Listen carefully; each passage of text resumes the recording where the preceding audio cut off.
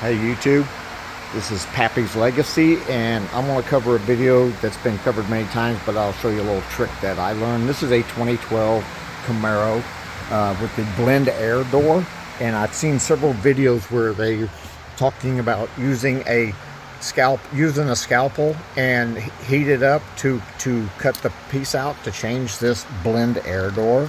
The blend air door, this bracket plastic piece on the end breaks off, and so your blend air door works no more. Anyway, so the videos I've seen always said use the heat the scalpel up, and I tried and I started out that way, but I found that if you just use a regular pocket knife, I just picked up a cheap pocket knife here, and you heat the blade up and it retains the heat longer and makes a much better cut than the scalpel. The scalpel, you're making little bitty teeny cuts.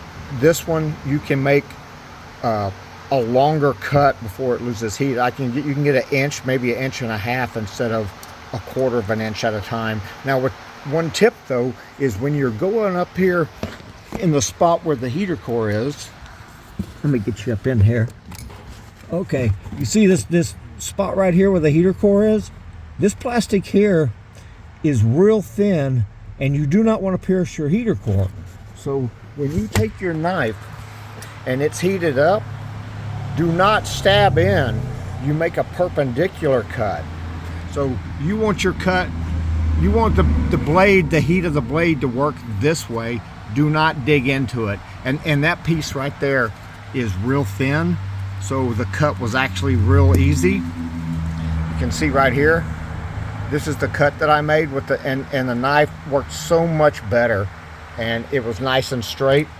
And anyway, that's my tip of the day here from Pappy's Legacy channel. And use a knife and a micro torch and heat your blade up and use it to melt through your plastic. Remember, don't stab in.